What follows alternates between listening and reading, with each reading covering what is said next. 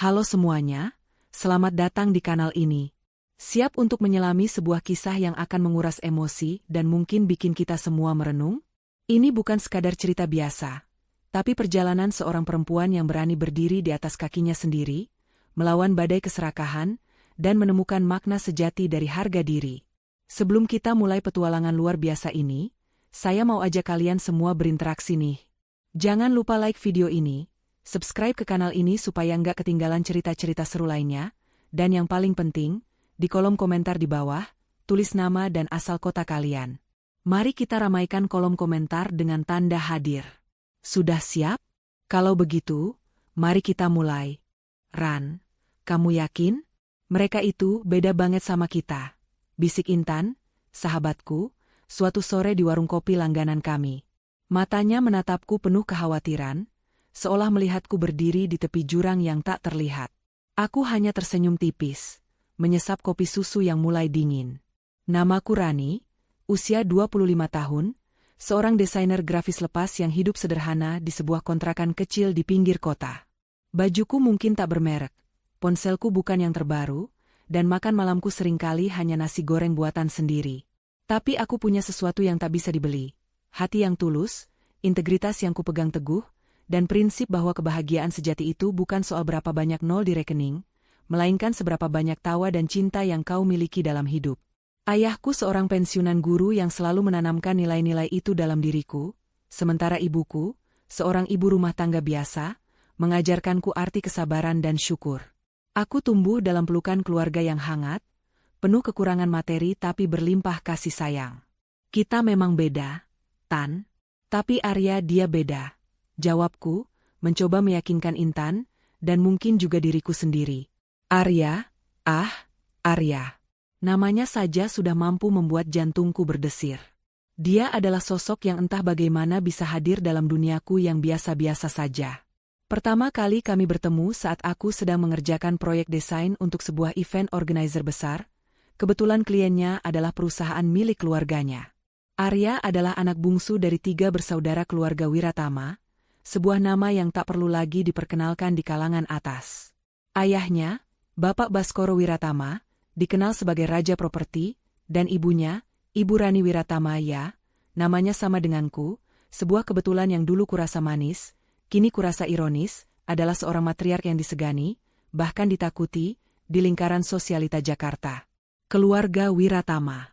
Mereka adalah gambaran sempurna dari kasta tertinggi masyarakat. Rumah mereka bak istana, mobil mereka berjejer mewah, dan setiap acara yang mereka selenggarakan selalu menjadi sorotan media massa.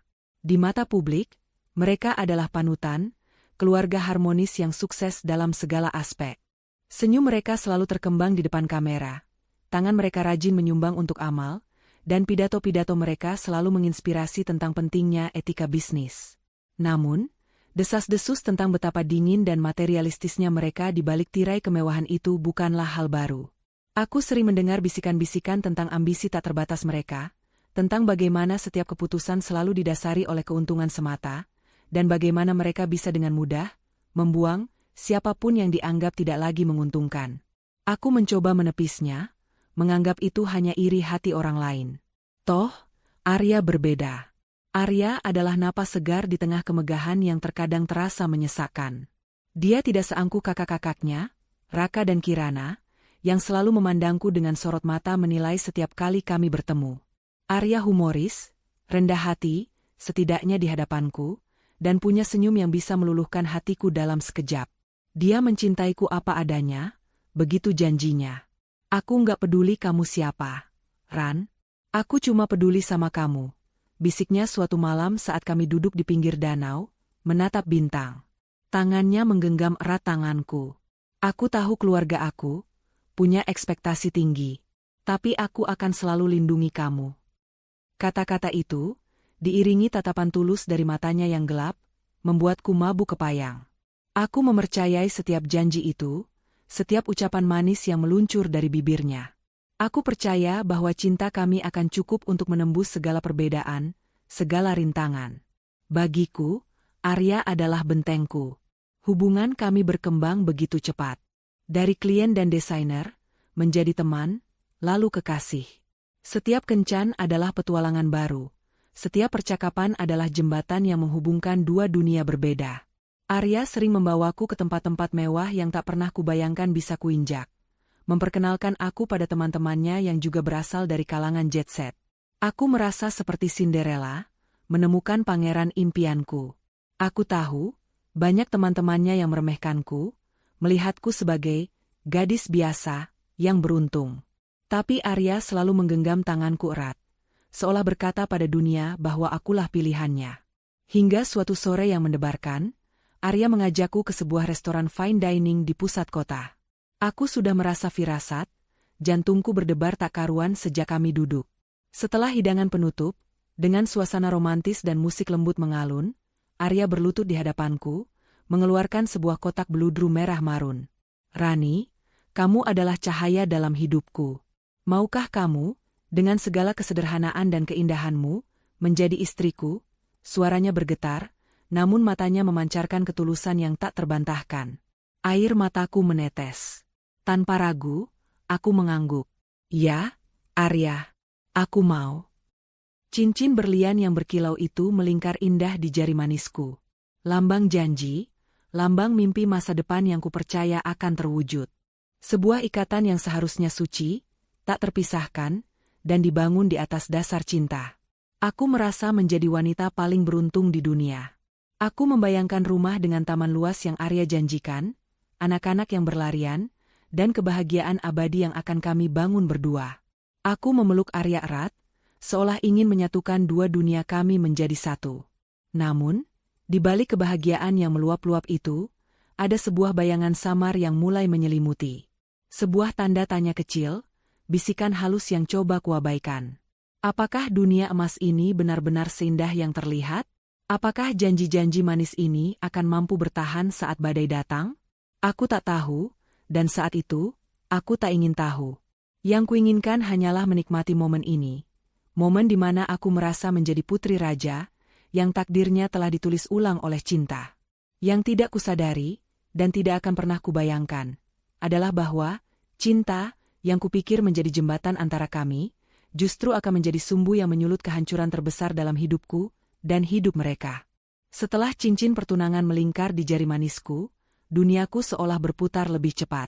Bukan lagi tentang dua hati yang bersatu, melainkan dua keluarga yang akan disatukan. Dan disinilah aku mulai merasakan perbedaan yang teramat besar antara keluarga Wiratama dan keluargaku. Bagiku, pertunangan adalah janji sakral. Bagi mereka, itu adalah sebuah event kolosal yang harus dipamerkan ke seluruh penjuru kota, bahkan negara. Persiapan pesta pertunangan kami berlangsung di luar bayanganku. Bukan sekadar makan-makan sederhana atau pertemuan keluarga inti. Ini adalah perhelatan akbar yang setara dengan resepsi pernikahan para bangsawan. Hotel bintang 5 dengan ballroom termewah di Jakarta sudah dipesan. Wedding organizer ternama didatangkan untuk mengatur setiap detail, mulai dari lighting, dekorasi bunga impor yang memenuhi setiap sudut, hingga catering dari koki Michelin starred. Arya selalu mencoba menenangkanku yang terkejut dengan segala kemegahan ini. "Ini cuma cara papa dan mama merayakan kebahagiaan kita, Ran. Jangan terlalu dipikirkan," katanya sambil menggenggam tanganku. "Tapi aku tahu, ini bukan hanya tentang kebahagiaan. Ini tentang statement. Pernyataan bahwa keluarga Wiratama memiliki menantu, dan menantu itu harus disahkan dalam kemewahan yang tak tertandingi. Gaun pertunanganku saja dirancang khusus oleh desainer kelas atas. Harganya mungkin bisa untuk membeli beberapa rumah di kampungku. Setiap fitting gaun, setiap pilihan aksesori, setiap detail makeup dan tatanan rambut, selalu di bawah pengawasan ketat Ibu Rani. Ibu Rani Wiratama. Wanita parubaya itu memiliki aura yang kuat, sorot mata tajam yang seolah mampu menembus pikiranmu, dan senyum tipis yang tak pernah sampai ke matanya. Dia selalu tampil sempurna. Rambutnya tertata rapi, perhiasan berlian berkilauan di setiap jemari dan lehernya. Sejak awal persiapan, bisikan-bisikan kekuasaan dari Ibu Rani mulai terasa. Awalnya halus, terselubung dalam komentar yang terkesan perhatian. "Rani, kamu cantik sekali memakai gaun ini, tapi sepertinya akan lebih anggun jika rambutmu disanggul tinggi, seperti menantu keluarga terpandang lainnya. Atau, Nak Rani, kami keluarga Wiratama punya reputasi. Jadi, saat acara nanti, pastikan senyummu selalu merekah. Tunjukkan pada semua orang bahwa kamu bangga menjadi bagian dari kami. Semakin dekat hari H, tekanan itu semakin nyata. Saat memilih souvenir, Ibu Rani menolak pilihanku yang sederhana dan elegan. Ini terlalu biasa, Nak. Kita harus memesan kristal ukir yang ada logo keluarga Wiratama. Ingat, ini bukan hanya tentang kamu dan Arya, ini tentang nama besar kita. Aku mencoba berargumen, menjelaskan bahwa kesederhanaan justru lebih berkesan. Namun, pandangan tajam Ibu Rani membungkamku. Jangan terlalu banyak membantah, Rani. Kami tahu yang terbaik untuk kehormatan keluarga. Tidak hanya itu, percakapan tentang latar belakangku pun tak luput dari perhatiannya. Suatu sore, saat fitting gaun terakhir, Ibu Rani memintaku untuk menemaninya di ruang tunggu. Nak Rani, katanya, suaranya lembut namun penuh penekanan, kamu tahu, Arya itu satu-satunya anak kami yang belum menikah. Kami punya harapan besar padanya. Dia harus mendapatkan yang terbaik. Aku hanya mengangguk, menunggu kelanjutan kalimatnya. Latar belakangmu memang sedikit berbeda dari menantu yang kami bayangkan. Tapi Arya mencintaimu, dan kami menghargai itu, lanjutnya sambil memutar-mutar cincin berlian di jarinya. Namun, seorang menantu keluarga Wiratama bukan hanya pendamping. Dia adalah representasi. Dia harus mampu membawa nilai tambah, mengimbangi apa yang keluarga kami miliki. Hatiku mencelos. Aku tahu arah pembicaraan ini. Maaf, Bu, saya akan berusaha yang terbaik untuk menjadi menantu yang baik, kataku lirih. Ibu Rani tersenyum tipis. Bagus kalau kamu paham. Kamu tahu, Arya itu calon pewaris utama. Perusahaannya akan segera ia pegang penuh. Tanggung jawabnya besar. Jadi, pendampingnya juga harus punya kapasitas yang sepadan. Bukan hanya cantik, tapi juga cerdas, berwawasan, dan ya, punya koneksi yang luas. Dia menekankan kata, kapasitas, dan koneksi, dengan nada yang membuatku merasa sangat kecil dan tidak berarti. Seolah-olah, semua yang kumiliki, kejujuran, integritas, cinta tulusku untuk Arya, sama sekali tidak bernilai di mata mereka. Aku hanya sebuah komponen yang harus sesuai dengan standar tinggi keluarga Wiratama. Kecemasan mulai tumbuh di dalam diriku. Di balik semua kemewahan dan janji-janji manis Arya, ada sesuatu yang tidak beres. Sebuah kegelisahan yang menghantuiku setiap malam. Aku mencoba menepisnya, meyakinkan diri bahwa ini hanya bagian dari adaptasi ke dunia baru. Arya adalah duniaku, dan demi cintanya, aku akan melewati semua ini. Aku akan mencoba memahami bahwa ini adalah cara mereka mencintaiku, cara mereka menerima kehadiranku. Atau setidaknya, itu yang selalu kukatakan pada diriku sendiri. Setiap kali aku bercerita kepada Arya tentang perasaanku, tentang tekanan dari ibunya, dia selalu berusaha menenangkan. Mama memang begitu, Ran. Dia sangat mencintai keluarga. Jangan terlalu dimasukkan ke hati. Fokus saja pada kita, pada kebahagiaan kita. Tapi entah mengapa, kata-katanya terasa hampa. Dia seolah tidak melihat, atau tidak mau melihat, beban yang dipikul ibunya di pundakku. Aku mulai bertanya-tanya, apakah Arya benar-benar melindungiku seperti janjinya, atau dia hanya mampu mencintaiku selama aku sesuai dengan standar keluarganya? Malam menjelang pesta pertunangan, aku tak bisa tidur. Aku menatap cincin berlian di jariku. Benda itu berkilau indah, namun pantulannya terasa seperti bayangan yang mencekik. Aku merasa seperti akan menghadapi sidang, bukan pesta perayaan cinta. Aku memikirkan orang tuaku yang akan datang dari kampung, dengan pakaian sederhana mereka, di tengah lautan tamu-tamu Wiratama yang bergelimang kemewahan. Bagaimana mereka akan merasa? Apakah mereka akan bangga, atau justru malu dan terintimidasi? Aku menghela napas panjang. Ini semua demi Arya, bisikku, mencoba menguatkan diri. Demi cinta kami. Namun, ada bagian dari diriku yang tahu, jauh di lubuk hati, bahwa harga yang harus kubayar untuk cinta ini mungkin jauh lebih mahal daripada yang kubayangkan. Harga yang mungkin akan mengorbankan bukan hanya perasaanku, tapi juga seluruh harga diriku. Malam itu, 17 Agustus, tanggal yang seharusnya menjadi penanda kemerdekaan dan awal baru bagiku, justru berubah menjadi saksi bisu kehancuranku. Suasana di ballroom hotel bintang 5 itu sangat meriah.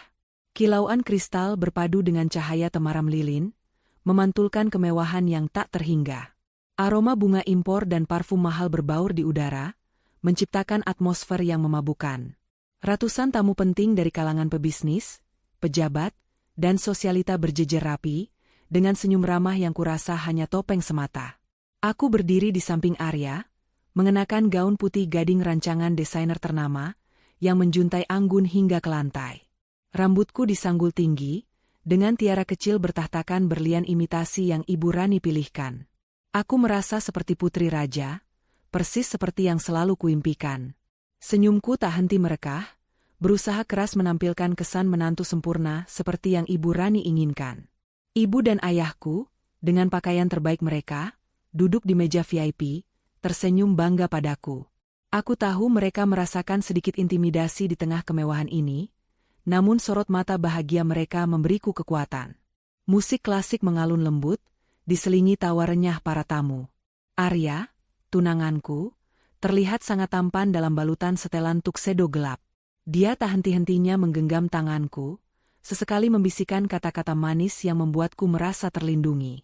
"Kamu cantik sekali, Ran," bisiknya, mengecup punggung tanganku. Untuk sesaat, aku merasa semua kecemasan dan tekanan dari Ibu Rani sirna. Ini adalah malam kami, malam kebahagiaan kami. Acara pertunangan berjalan lancar.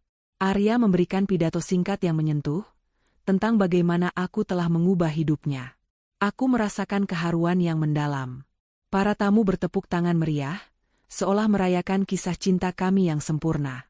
Kamera-kamera wartawan dari berbagai media hiburan dan bisnis tak henti memotret setiap momen, mengabadikan setiap senyum dan tatapan kami. Aku benar-benar merasa berada di puncak dunia, seolah semua dongeng tentang Cinderella kini menjadi kenyataan dalam hidupku. Namun, seperti dalam setiap dongeng, selalu ada sisi gelap yang tak terduga. Di tengah puncak kemeriahan, saat para tamu sibuk menikmati hidangan penutup dan sampanye, Ibu Rani menghampiriku. Wajahnya yang selalu tampak anggun, kini memancarkan ekspresi yang tak bisa kubaca. Senyum tipisnya masih ada, namun matanya memancarkan ketegasan yang dingin. "Rani, bisa kita bicara sebentar?" Suaranya lembut, nyaris seperti bisikan, namun ada nada perintah yang tak bisa dibantah. Aku melirik Arya. Dia tampak sedikit gelisah, namun mengangguk seolah meyakinkanku. "Pergilah, sayang.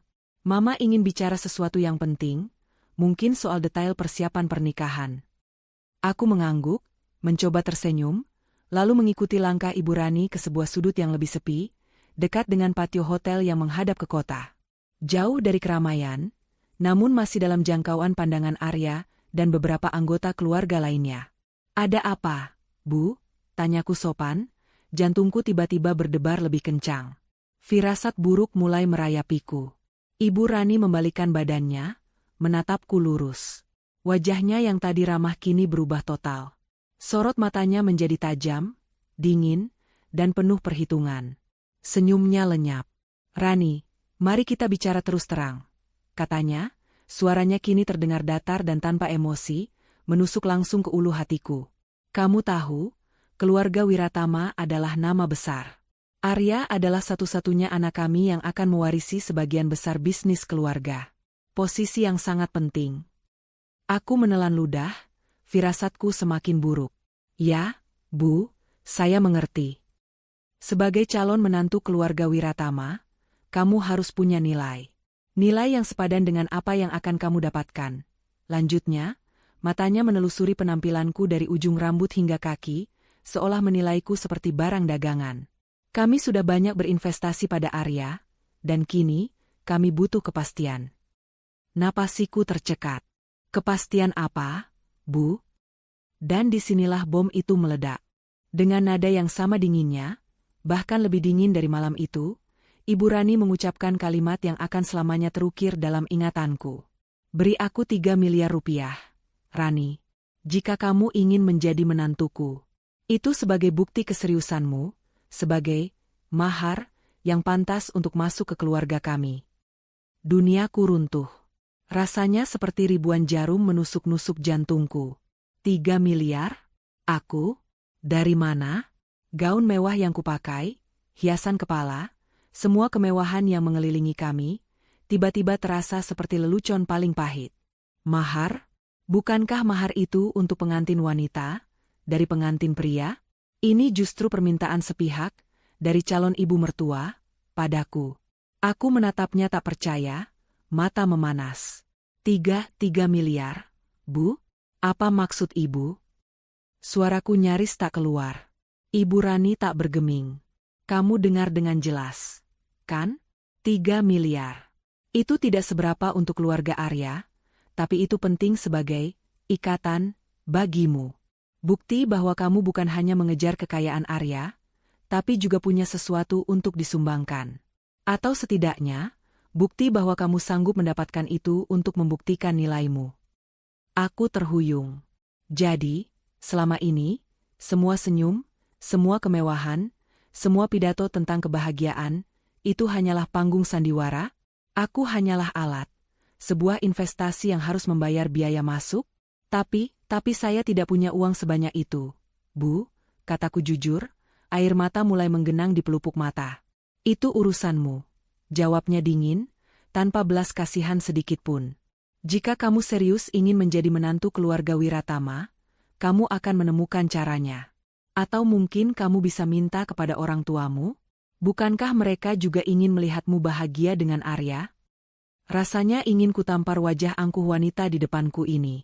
Meminta orang tuaku yang hidup sederhana untuk mencari 3 miliar? Itu sama saja menyuruh mereka menjual semua yang mereka miliki, dan mungkin masih belum cukup. Ini bukan mahar, ini adalah tebusan. Mataku beralih pada Arya, yang berdiri tak jauh dari kami, seolah mendengarkan namun tak berani mendekat. Dia menatapku dengan tatapan kosong, pucat pasi. Tidak ada keberanian, tidak ada pembelaan. Dia tidak berdaya, atau lebih buruk lagi, dia setuju dengan ibunya. Jantungku hancur berkeping-keping. Pria yang berjanji akan melindungiku, pria yang melukiskan mimpi-mimpi indah bersamaku, kini hanya dia membisu, membiarkan ibunya merendahkanku seolah aku tak punya harga diri. Mimpi buruk ini adalah kenyataan. Pesta impian ini, kemegahan ini, semuanya adalah jebakan. Aku merasa dilecehkan, diinjak-injak harga diriku. Cinta? Kebahagiaan? Semua itu hanyalah ilusi. Dada ini terasa sesak, napas tersengal. Aku melihat kembali pada Ibu Rani, dengan mata berkaca-kaca namun kini dipenuhi amarah yang membara. Senyum sinisnya membuatku muak. Tiba-tiba, sebuah kekuatan yang tak kuduga muncul dari dalam diriku. Kekuatan yang lahir dari rasa sakit yang teramat sangat. Aku tak bisa lagi bertahan di sini. Di tempat yang merayakan kemewahan tapi menginjak-injak martabat. Detik itu terasa seperti keabadian. Kata-kata Ibu Rani, beri aku 3 miliar rupiah jika kamu ingin menjadi menantuku. Bergema di telingaku, disusul oleh keheningan Arya yang memekakan. Kepalaku berdenyut, dan pandanganku mulai kabur oleh genangan air mata. 3 miliar. Jumlah yang bagiku seperti planet di galaksi lain, tak terjangkau, tak terpikirkan. Mahar? Atau lebih tepatnya, harga diriku yang dibanderol semurah itu? Badai emosi bergemuruh di dadaku. Ada kemarahan yang membakar, ingin rasanya berteriak, mengutuk kesombongan dan keserakahan mereka di hadapan semua orang. Ada kekecewaan yang teramat dalam pada Arya, pangeranku, yang kini hanya berdiri membisu, seolah-olah dia adalah patung tak bernyawa yang tak sanggup membela orang yang dicintainya. Janji-janji manisnya tentang perlindungan kini terasa seperti debu yang tertiup angin. Lebih dari segalanya, ada rasa terhina yang merobek-robek harga diriku hingga luluh lantak. Mereka tidak hanya merendahkanku, tetapi juga menginjak-injak keberadaan orang tuaku, latar belakangku, dan seluruh hidupku. Pertimbangan-pertimbangan itu berkelebat cepat di benakku. Cinta, harga diri, prinsip. Apakah cinta Arya yang selama ini kurasakan sepadan dengan penghinaan ini? Haruskah aku menunduk, mencari cara untuk mendapatkan uang itu, demi mempertahankan status dan cinta yang jelas-jelas rapuh ini? Tidak. Hatiku menjerit. Ini bukan cinta. Ini adalah transaksi. Ini adalah penghinaan yang tak bisa dimaafkan. Aku menatap Ibu Rani. Wajahnya tetap dingin, matanya menantang, seolah-olah dia yakin aku akan menunduk dan menerima permintaannya. Lalu pandanganku beralih ke Arya. Dia masih di sana, mematung, tanpa ekspresi yang jelas. Tidak ada raut marah, tidak ada penyesalan, tidak ada upaya untuk membela atau setidaknya menenangkan situasi. Dia membiarkan ibunya menghancurkanku. Saat itu juga, sesuatu di dalam diriku patah. Ikatan yang kubangun dengan begitu banyak harapan, kini putus tak bersisa.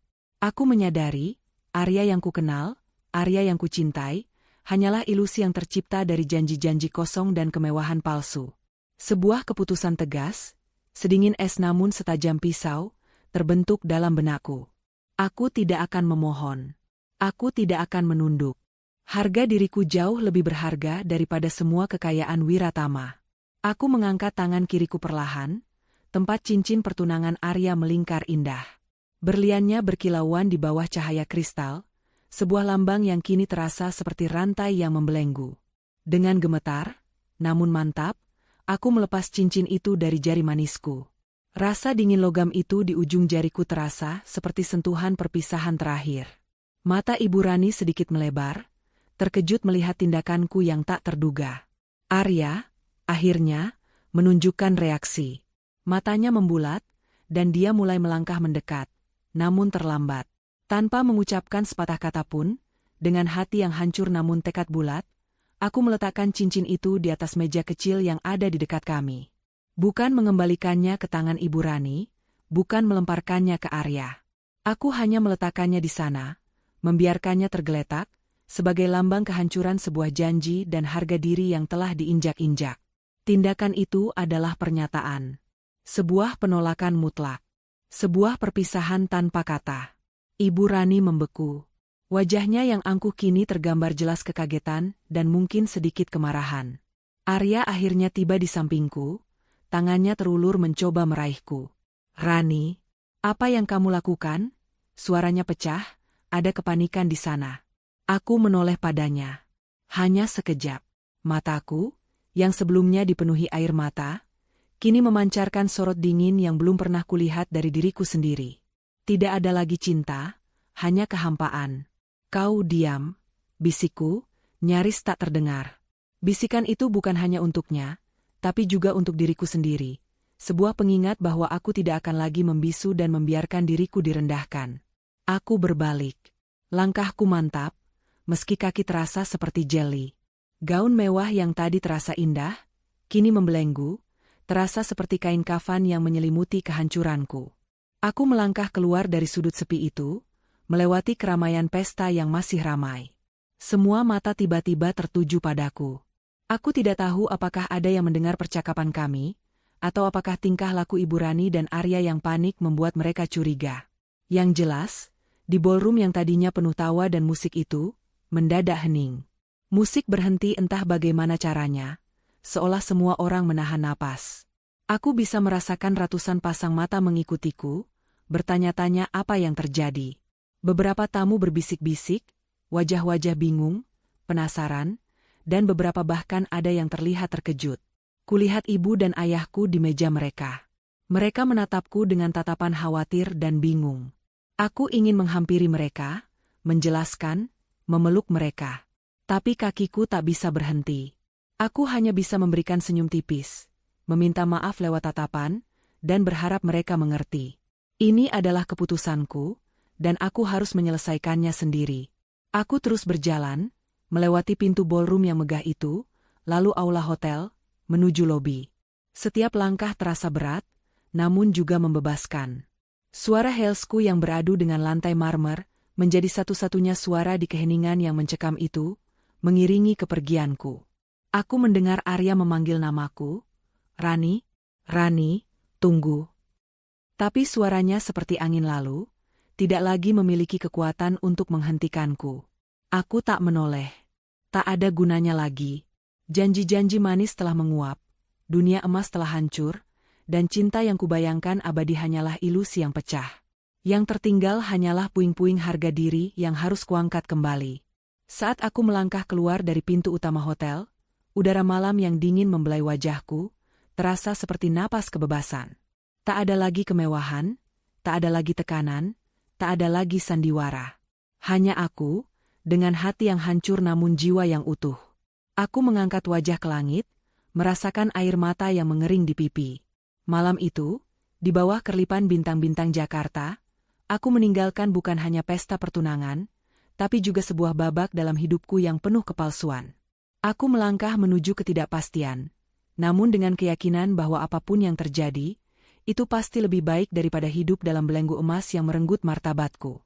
Dan aku berjanji pada diriku sendiri, mereka akan tahu bahwa ada hal-hal yang lebih berharga dari sekadar uang. Ada konsekuensi yang jauh lebih pahit daripada sekadar kehilangan seorang menantu. Pagi harinya, setelah malam pertunangan yang berakhir bagaikan mimpi buruk, aku kembali ke kontrakan. Rasanya aneh. Ada kehampaan, namun juga kelegaan yang samar. Aku tahu, berita tentang kepergianku dari pesta pertunangan pasti sudah menyebar seperti api. Gosip adalah santapan lezat bagi kalangan atas, dan skandal pasti akan menjadi hidangan utama. Aku mematikan ponsel, tak ingin mendengar cacian atau pertanyaan. Yang kuinginkan hanyalah waktu untuk sendiri, memulihkan hati, dan menyusun strategi. Aku tidak tahu pasti bagaimana reaksi keluarga Wiratama setelah kepergianku. Mungkin awalnya, mereka meremehkanku. Mereka pasti berpikir aku hanya seorang gadis polos yang sedang merajuk, yang pada akhirnya akan kembali merangkak meminta maaf demi status dan kemewahan. Mungkin Ibu Rani akan mengirimkan orang untuk mencariku, bukan karena peduli, melainkan untuk menjaga reputasi. Aku membayangkan Ibu Rani akan mencibir, dia itu siapa? Paling juga akan menyesal dan kembali. Arya mungkin akan merasa sedikit bersalah, tapi pada akhirnya akan mengikuti kemauan ibunya. Mereka pasti akan mencari pengganti, yang jauh lebih layak, dan punya nilai di mata mereka. Namun, yang tidak mereka sadari, benih kehancuran itu sudah kutanam.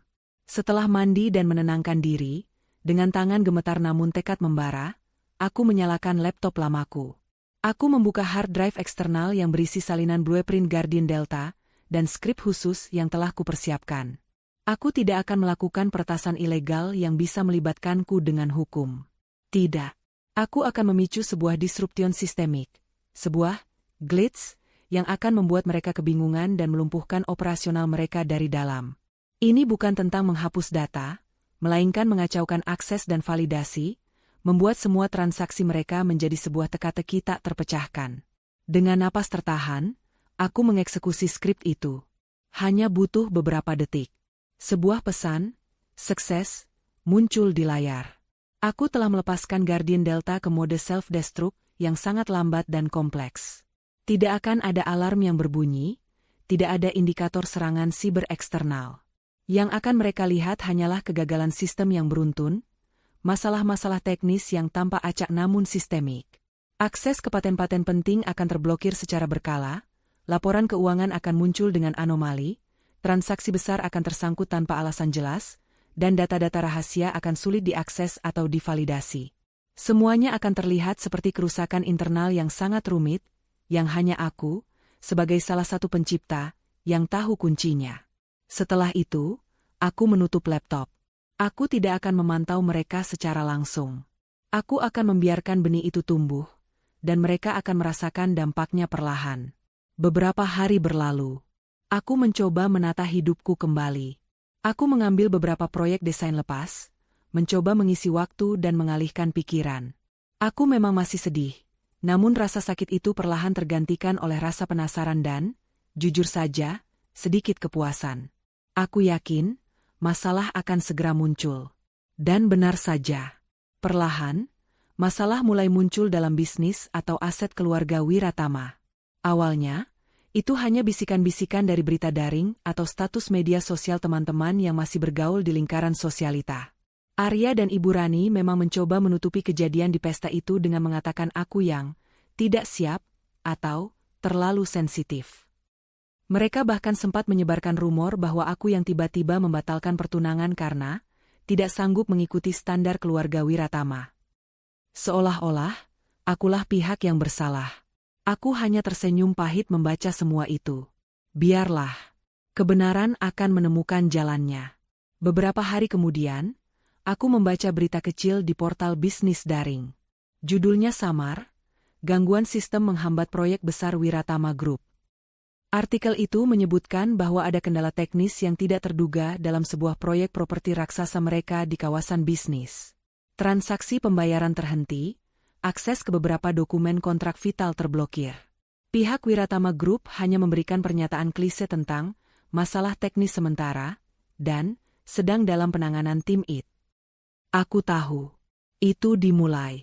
Minggu berikutnya, masalah-masalah itu mulai meruncing. Berita yang lebih besar muncul, Wiratama Group terancam penalti akibat penundaan pembayaran akuisisi saham. Kabar itu menyebutkan bahwa mereka gagal melakukan pembayaran tepat waktu untuk akuisisi saham mayoritas sebuah perusahaan tambang strategis. Alasannya, kendala sistem internal yang tak teridentifikasi. Puluhan juta dolar terancam hangus karena keterlambatan ini. Komputer perusahaan tampaknya terus-menerus mengalami crash mendadak. File-file penting menjadi korup, dan akses ke jaringan server utama Wiratama sering terputus tanpa penyebab yang jelas. Kepanikan awal mulai merayapi keluarga Wiratama. Mereka pasti sedang berusaha mati-matian mencari tahu apa yang salah. Tim IT mereka yang konon paling hebat, pasti sudah diterjunkan.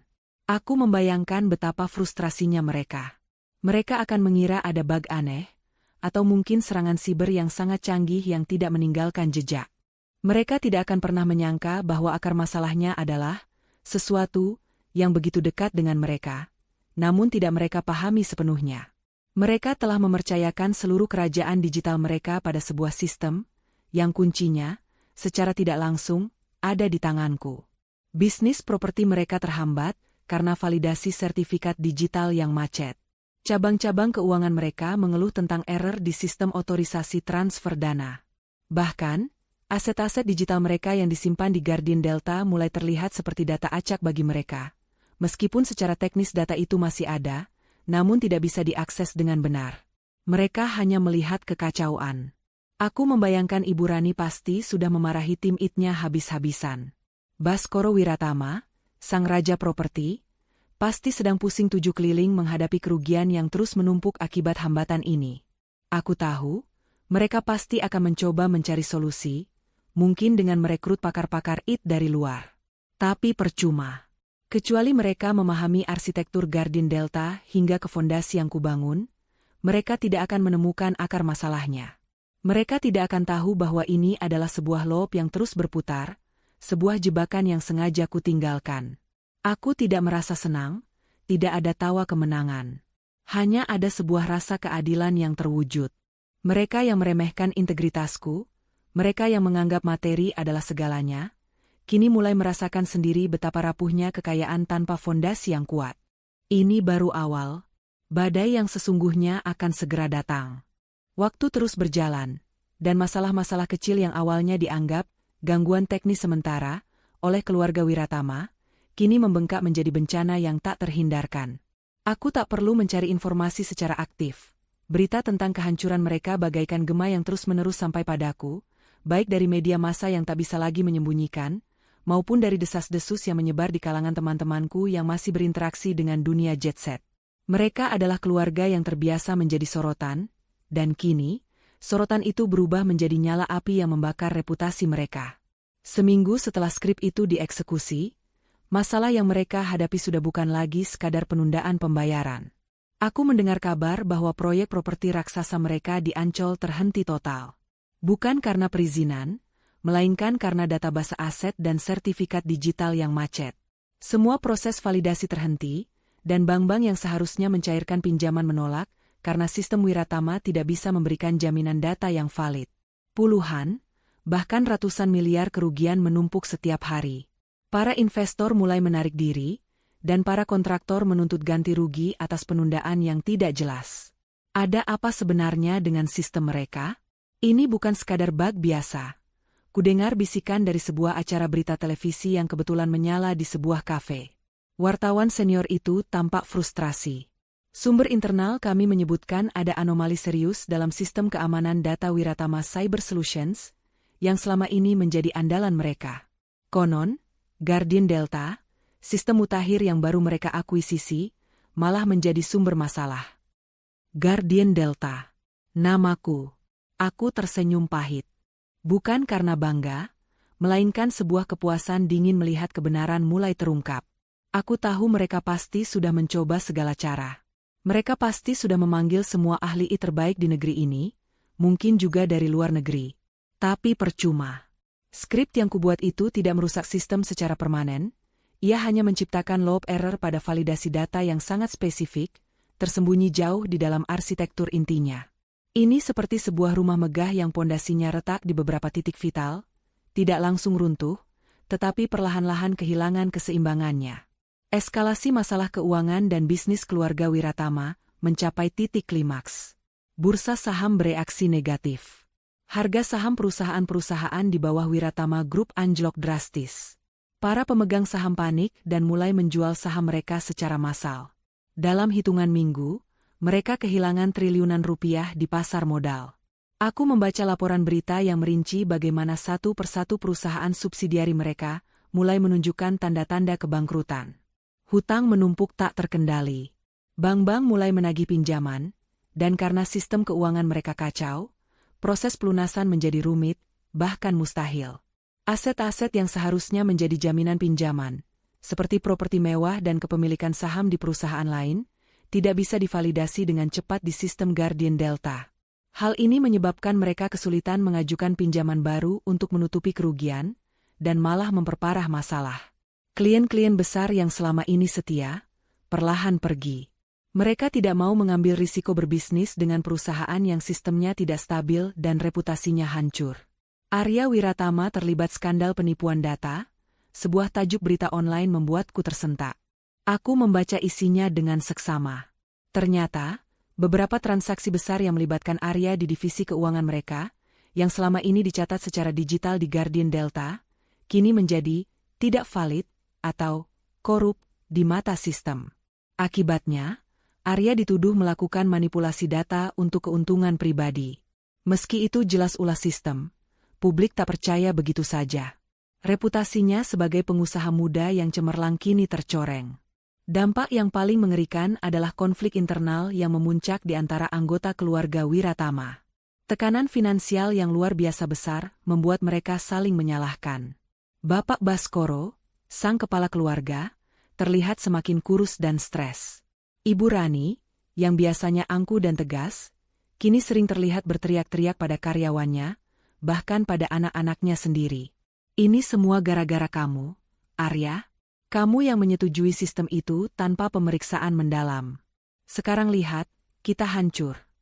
Kudengar suara Ibu Rani menggelegar dari tayangan infotainment yang tak sengaja kutonton. Wajahnya merah padam, riasan mahalnya luntur oleh keringat dan air mata amarah.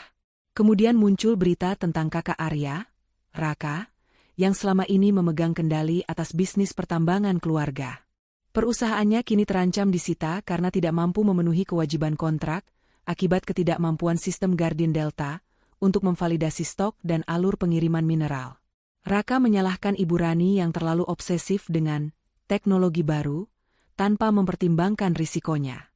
Semua paten dan data tambang kita sudah dipindahkan ke sana, dan sekarang kita tidak bisa mengaksesnya dengan benar. Bagaimana kita mau jual kalau datanya saja tidak ada? Teriak Raka dalam sebuah wawancara singkat yang disergap wartawan. Rahasia-rahasia gelap keluarga Wiratama yang selama ini tersimpan rapi di balik tirai kemewahan, satu persatu mulai terungkap ke permukaan. Ada indikasi korupsi yang tersembunyi dalam data-data yang kini rusak, skandal suap, bahkan manipulasi pajak. Bukan aku yang mengungkapkannya, melainkan ketidakmampuan mereka mengakses data yang mereka butuhkan untuk menutupi jejak-jejak itu. Sistem Guardian Delta, yang seharusnya melindungi rahasia mereka, kini justru menjadi saksi bisu yang membongkar segalanya karena mereka tidak bisa lagi mengontrolnya. Mereka mulai kehilangan aset. Pertama, mobil-mobil mewah mereka disita bank. Lalu, beberapa unit apartemen mewah yang menjadi aset investasi terpaksa dijual dengan harga murah untuk menutupi hutang. Namun, itu tidak pernah cukup. Kerugian yang disebabkan oleh disruption Guardian Delta jauh melampaui kemampuan mereka untuk menambal. Aku menyaksikan semua itu dari jauh, tanpa intervensi. Aku melihat foto-foto Ibu Rani yang tak lagi berbalut perhiasan mahal, wajahnya pucat dan kusam. Arya yang biasanya tampil necis, kini terlihat lusuh dan putus asa. Kakak-kakaknya juga tampak tertekan. Kekuasaan yang dulu mereka banggakan, kini terasa seperti beban yang menghancurkan. Ikatan keluarga mereka yang dulunya terlihat solid di mata publik, kini retak, penuh dengan tuduhan, amarah, dan saling menyalahkan. Badai yang tak terbendung itu kini benar-benar melanda Kekaisaran Emas Wiratama. Dan aku tahu, ini belum berakhir. Setelah malam yang menghancurkan itu, dan setelah benih itu kutanam, aku memutuskan untuk benar-benar menghilang dari radar dunia mewah keluarga Wiratama. Aku mematikan semua akun media sosial yang terhubung dengan mereka, mengganti nomor ponsel, dan pindah ke kontrakan yang lebih kecil di daerah yang jauh dari keramaian Jakarta. Aku ingin benar-benar memulai babak baru, tanpa bayang-bayang masa lalu yang menyakitkan. Awalnya, hidupku terasa hampa. Kehilangan Arya, betapapun ilusi cintanya, tetap menyisakan luka yang dalam. Ada momen-momen di mana aku merindukan senyumnya, sentuhannya, dan janji-janji masa depan yang pernah dia ukir. Aku sering terbangun di tengah malam, napas tersengal, teringat wajah dingin Ibu Rani dan kebisuan Arya. Air mata seringkali menjadi teman tidurku. Harga diri memang kembali, tapi hati butuh waktu untuk sembuh. Aku memutuskan untuk fokus pada diriku sendiri. Aku kembali menekuni hobiku melukis, yang sudah lama terabaikan. Aku mengambil kursus singkat fotografi, menjelajahi setiap sudut kota yang belum pernah kudatangi. Pekerjaan desain grafis lepas yang kumiliki memang tak menghasilkan miliaran seperti yang diminta Ibu Rani, tapi cukup untuk hidup mandiri dan memberiku kedamaian. Aku belajar memasak resep-resep baru, membaca buku-buku yang menginspirasi, dan lebih banyak menghabiskan waktu dengan teman-teman lamaku yang tulus, seperti Intan. Intan adalah pilar kekuatanku. Dia selalu ada, mendengarkan keluh kesahku tanpa menghakimi. Kamu sudah melakukan hal yang benar, Ran, katanya suatu sore, saat kami duduk di bangku taman, menikmati es krim. Harga diri itu lebih mahal dari berlian apapun. Kata-katanya menenangkan jiwaku yang masih rapuh. Aku belajar bahwa kebahagiaan tidak bisa diukur dari kemegahan pesta atau nominal mahar, melainkan dari ketenangan batin dan kebebasan untuk menjadi diriku sendiri. Aku menemukan kebahagiaan dalam hal-hal sederhana. Secangkir kopi hangat di pagi hari, tawarnya anak-anak tetangga, atau senja yang indah di ufuk barat. Seiring berjalannya waktu, luka di hatiku berangsur pulih. Aku merasa lebih kuat, lebih bijaksana. Aku tidak lagi membenci keluarga Wiratama. Sebaliknya, ada semacam rasa iba yang muncul. Mereka terperangkap dalam jerat keserakahan dan obsesi materi, sehingga melupakan nilai-nilai kemanusiaan yang paling dasar. Aku tahu, apa yang kuperbuat terhadap sistem mereka, adalah sebuah pelajaran yang harus mereka rasakan sendiri. Aku tidak ingin menghancurkan mereka secara fisik. Aku hanya ingin mereka memahami bahwa setiap tindakan ada konsekuensinya. Meskipun aku sudah menarik diri, berita tentang kehancuran keluarga Wiratama tak bisa kuabaikan. Setiap kali aku menyalakan televisi atau membuka ponsel, ada saja kabar terbaru tentang mereka. Bukan lagi berita tentang kemewahan, melainkan tentang kehancuran yang tak terhentikan. Aku mendengar kabar itu dari berbagai sumber. Teman-teman lama yang masih bergaul di kalangan atas, majalah bisnis yang tergeletak di klinik gigi, bahkan sesekali dari obrolan pelanggan di warung kopi. Wiratama Group ajukan pilot. Sebuah judul utama di koran digital membuatku tercekat. Aku mengklik berita itu, dan membaca setiap barisnya dengan perasaan campur aduk. Ada rasa sedih, tentu saja. Bagaimanapun, aku pernah mencintai salah satu dari mereka. Namun, ada juga rasa lega yang mendalam, karena aku telah membuat keputusan yang tepat, menyelamatkan diriku dari kehancuran yang sama. Berita itu merinci bagaimana seluruh aset mereka satu persatu disita. Proyek-proyek raksasa mereka mangkrak, bank-bank besar menarik semua fasilitas pinjaman, dan semua saham perusahaan mereka kini tak bernilai. Dari keluarga konglomerat yang disegani, mereka kini menjadi bahan cibiran, simbol kejatuhan yang tragis. Salah satu kabar yang paling mengejutkan adalah tentang Ibu Rani. Kudengar dia sempat masuk rumah sakit karena stres berat. Penampilannya yang dulu selalu glamor, kini tak terurus. Wajahnya dipenuhi kerutan, rambutnya memutih. Dia bukan lagi matriar angkuh yang kulihat di pesta pertunangan. Dia adalah wanita tua yang kalah, yang seluruh hidupnya telah dipertaruhkan pada kekuasaan dan materi, dan kini semuanya telah sirna. Arya. Nasibnya juga tak kalah tragis. Kudengar dia sempat berusaha menenangkan kekacauan di perusahaan, namun tidak berhasil. Namanya tercoreng oleh skandal data yang tidak bisa dia jelaskan. Dia dipecat dari posisinya, dan aset pribadinya juga disita untuk menutupi hutang keluarga. Aku bahkan pernah melihat fotonya di sebuah tabloid hiburan murahan. Arya terlihat bekerja sebagai pengemudi taksi online, wajahnya kuyu, sorot matanya kosong. Pangeran impianku, kini menjadi bayangan dirinya yang dulu. Aku tidak merasakan dendam, hanya sebuah penyesalan, andai saja dia dulu berani membela. Sebuah pertemuan tak terduga terjadi beberapa bulan kemudian. Aku sedang berada di pusat perbelanjaan, mencari beberapa peralatan lukis. Saat aku keluar dari toko, aku melihatnya. Arya. Dia sedang duduk di bangku taman dekat pintu keluar, mengenakan kemeja lusuh dan celana jeans yang sudah memudar. Dia tampak jauh lebih kurus, rambutnya acak-acakan. Tas ranselnya tergeletak di sampingnya. Dia sedang menatap kosong pada keramaian orang yang berlalu lalang. Jantungku berdebar kencang. Aku ingin bersembunyi, menghindari tatapan matanya. Tapi kakiku seolah terpaku. Dia mendongak, matanya bertemu mataku. Ada kejutan, kebingungan, dan kemudian sedikit rasa malu di wajahnya. "Rani?" Suaranya serak, nyaris tak terdengar. Aku hanya mengangguk pelan. "Arya." Ada keheningan panjang di antara kami. Keheningan yang berbicara lebih banyak daripada kata-kata. Dia melihatku, kini mengenakan pakaian sederhana namun rapi, wajahku tampak lebih tenang dan damai. Bukan lagi Rani yang stres dan tertekan di bawah bayangan keluarganya. Kamu terlihat baik-baik saja," katanya, pandangannya mengelilingi penampilanku, seolah mencari sisa-sisa kemewahan yang dulu. "Aku baik-baik saja," jawabku tulus. "Kamu bagaimana?" Dia menghela napas panjang, menundukkan kepala. "Seperti yang kamu lihat.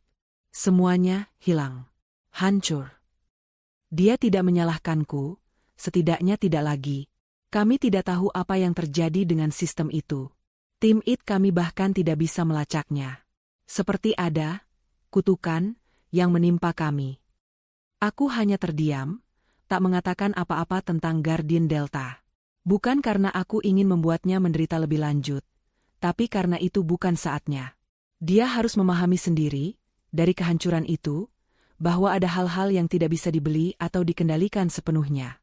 Aku minta maaf, Rani," katanya lirih, suaranya nyaris berbisik. "Maaf untuk semuanya. Untuk ibu, untuk diamku waktu itu." Aku pengecut. Aku menatapnya. Matanya yang dulu penuh pesona, kini memancarkan penyesalan yang mendalam. Aku tidak membalas permintaan maafnya. Bukan karena tidak memaafkan, tapi karena kata-kata tidak akan mengubah apapun. Aku hanya mengangguk pelan, memberikan senyum tipis yang penuh pengertian, bukan kebencian. "Aku pergi dulu, Arya. Jaga dirimu," kataku, lalu berbalik dan melangkah pergi, meninggalkan bayangan masa lalu itu. Hidup baru dan bayangan masa lalu.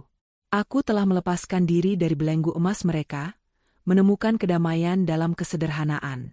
Sementara mereka terperangkap dalam puing-puing kehancuran yang mereka ciptakan sendiri. Aku tidak lagi memimpikan istana megah, karena aku tahu, istana yang sesungguhnya ada di dalam hati yang merdeka. Setelah pertemuan singkat dan penuh kepiluan dengan Arya, aku menyadari bahwa kehancuran keluarga Wiratama bukan lagi sekadar berita utama di koran, melainkan sebuah kenyataan pahit yang kini mereka jalani. Aku sudah melihat bagaimana Arya yang dulu penuh percaya diri, kini hancur lebur. Aku tidak perlu memantau mereka lagi secara aktif. Kehancuran mereka adalah sebuah proses yang tak terhindarkan, sebuah konsekuensi dari benih keserakahan yang telah mereka tabur. Berita terbaru yang kudengar dari Intan beberapa minggu kemudian adalah puncaknya. "Ran, kamu tahu? Rumah megah keluarga Wiratama yang di Pondok Indah itu sudah disita bank." Suara Intan terdengar terkejut sekaligus prihatin saat kami berbicara di telepon. Semua aset atas nama pribadi mereka juga habis. Katanya, Bapak Baskoro dan Ibu Rani sudah tidak punya apa-apa lagi. Dulu, rumah itu adalah simbol kekuasaan mereka, sebuah istana megah yang selalu tampak di majalah-majalah gaya hidup. Kini, rumah itu kosong, hanya menyisakan bayangan kemewahan masa lalu.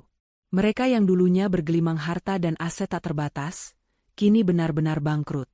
Bukan hanya bisnis, tapi juga kehidupan pribadi mereka.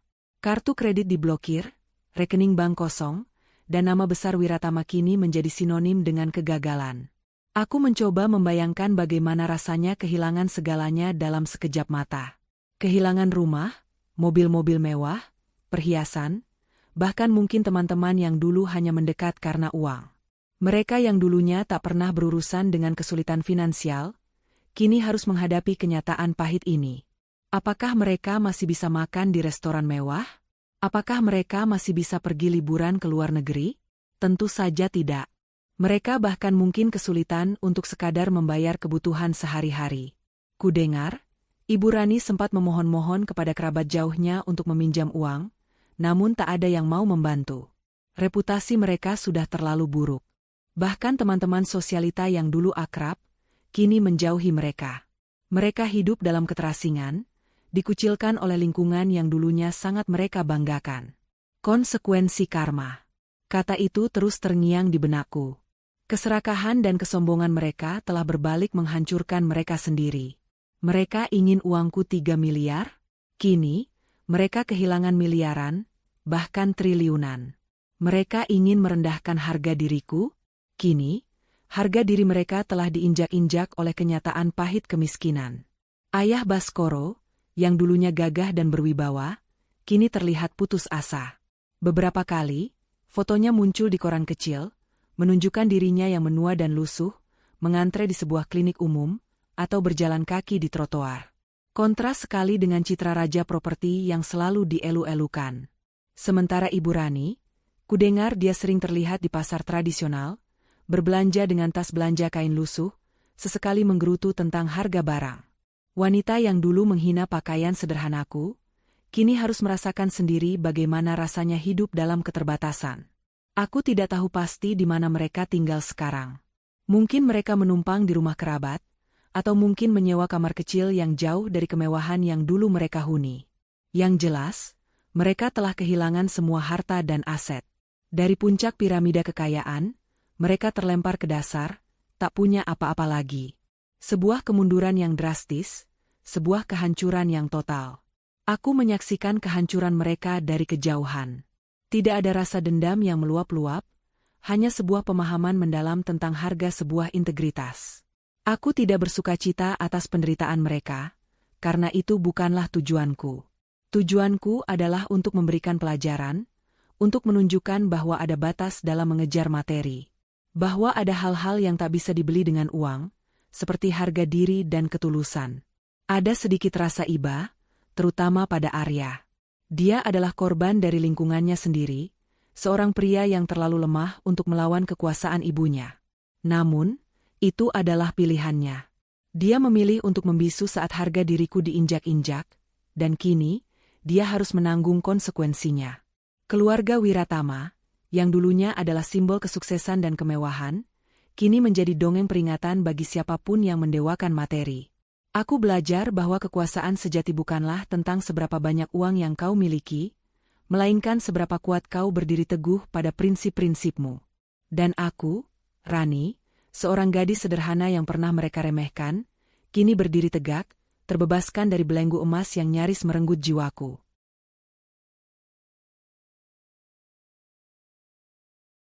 Kehidupan terus berputar, dan seperti roda, setelah terpuruk dalam jurang kepedihan, aku menemukan diriku perlahan naik, meraih kembali cahaya. Kehancuran keluarga Wiratama adalah sebuah babak yang telah kututup rapat, namun pelajarannya akan selalu terukir dalam sanubariku. Kini, fokusku bukan lagi pada mereka, melainkan pada kehidupanku sendiri yang baru, yang kuukir dengan keringat dan integritas. Setelah meninggalkan segala kemewahan dan drama yang melekat pada nama Wiratama, aku mendapati diriku hidup dalam kedamaian yang sejati. Aku masih tinggal di kontrakan sederhana, namun setiap sudutnya terasa hangat dan penuh makna. Aku tidak lagi terbebani ekspektasi orang lain atau tuntutan sosial yang tak masuk akal. Pekerjaanku sebagai desainer grafis lepas berkembang pesat. Klien-klien datang bukan karena status atau koneksi, melainkan karena kualitas karyaku dan integritasku dalam bekerja. Aku membangun portofolio yang kuat, dan namaku mulai dikenal di komunitas desain sebagai seorang profesional yang jujur dan berdedikasi. Kesuksesan yang kurai bukanlah dalam hal materi semata, meskipun secara finansial aku jauh lebih stabil dan mandiri. Kesuksesan bagiku kini adalah kedamaian batin yang tak ternilai harganya. Aku bisa tidur nyenyak setiap malam tanpa dibayangi kecemasan. Aku bisa menikmati secangkir teh di pagi hari sambil membaca buku, tanpa memikirkan drama yang harus kuperankan. Aku memiliki waktu luang untuk mengembangkan diri, mempelajari hal-hal baru, dan menghabiskan waktu berkualitas dengan orang-orang yang tulus mencintaiku, seperti keluarga dan Intan. Aku sering mengunjungi orang tuaku di kampung, dan melihat senyum bangga mereka tanpa ada setitik pun kekhawatiran tentang nilai diriku. Itu adalah kebahagiaan sejati. Aku juga mulai terlibat dalam kegiatan sosial. Aku menjadi sukarelawan di sebuah yayasan pendidikan yang memberikan pelatihan komputer gratis untuk anak-anak kurang mampu. Berbagi ilmu dan melihat mata berbinar anak-anak itu, memberiku kebahagiaan yang tak pernah kudapatkan dari kemewahan pesta pertunangan yang megah sekalipun. Aku bahkan bertemu dengan seseorang yang menarik di sana, seorang pria sederhana yang punya visi dan misi yang sejalan denganku. Kami tidak saling menjanjikan istana atau kekayaan, hanya kebersamaan yang tulus dan dukungan yang tak tergoyahkan. Kisah tentang keluarga Wiratama dan kejatuhan mereka menjadi pesan moral yang sangat berharga bagiku, dan juga bagi banyak orang yang mengikuti beritanya. Mereka adalah bukti nyata bahwa harga diri, integritas, dan cinta sejati jauh lebih berharga daripada kekayaan materi. Kekayaan bisa sirna dalam sekejap, kekuasaan bisa runtuh dalam semalam. Namun, prinsip dan nilai-nilai yang kita pegang teguh akan abadi. Aku tidak membalas dendam, aku hanya membiarkan kebenaran menunjukkan wajahnya sendiri. Mereka yang mendewakan uang dan status, pada akhirnya harus membayar harga yang mahal.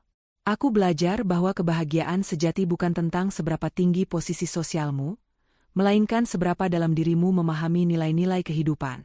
Bukan tentang seberapa banyak harta yang kau kumpulkan, melainkan seberapa utuh jiwamu dan seberapa murni hatimu. Aku bersyukur atas keputusan berani yang telah kubuat di malam pahit itu. Keputusan yang awalnya terasa menyakitkan, justru menjadi pintu gerbang menuju kebebasan dan kehidupan yang penuh makna. Penutup. Hidupku kini adalah kanvas kosong yang bisa kuisi dengan warna-warna pilihanku sendiri, tanpa campur tangan orang lain. Aku menjalani hari-hariku dengan kepala tegak, senyum tulus, dan hati yang damai. Bebas dari belenggu materialisme, dan bersyukur atas setiap langkah yang membawaku pada diriku yang sekarang. Seorang Rani yang utuh, yang memahami bahwa harta sejati bukan terletak pada apa yang kita miliki, melainkan pada siapa diri kita sesungguhnya. Dan itu adalah kebahagiaan yang tak akan pernah bisa dibeli dengan 3 miliar rupiah sekalipun. Terima kasih banyak sudah menyimak kisah Rani dari awal hingga akhir. Sungguh perjalanan emosional yang menguras air mata, bukan? Kisah Rani ini mengajarkan kita sebuah pelajaran besar, bahwa hidup ini jauh lebih dari sekadar tumpukan harta atau status sosial. Kemewahan bisa menipu, janji manis bisa melukai, dan kekuasaan seringkali membutakan. Tapi ada satu hal yang tak akan pernah bisa direnggut dari kita, tak bisa dibeli dengan miliaran rupiah sekalipun, yaitu harga diri, integritas, dan ketulusan hati. Rani sudah membuktikannya. Di tengah badai keserakahan dan penghinaan, dia memilih untuk berdiri tegak, memegang erat prinsip-prinsipnya. Dan lihatlah, dia tidak hanya selamat, tapi juga menemukan kedamaian dan kebahagiaan sejati yang tak pernah bisa diberikan oleh dunia emas itu. Semoga kisah ini bisa menjadi pengingat bagi kita semua, bahwa di setiap persimpangan hidup, saat dihadapkan pada pilihan antara materi dan martabat, selalu ada kekuatan dalam diri kita untuk memilih yang benar. Bahwa kebahagiaan sejati bukan diukur dari apa yang kita miliki, tapi dari siapa diri kita sesungguhnya. Bagaimana perasaan Anda setelah mengikuti perjalanan Rani? Ada pesan moral lain yang Anda dapatkan dari kisahnya? Bagikan di kolom komentar ya.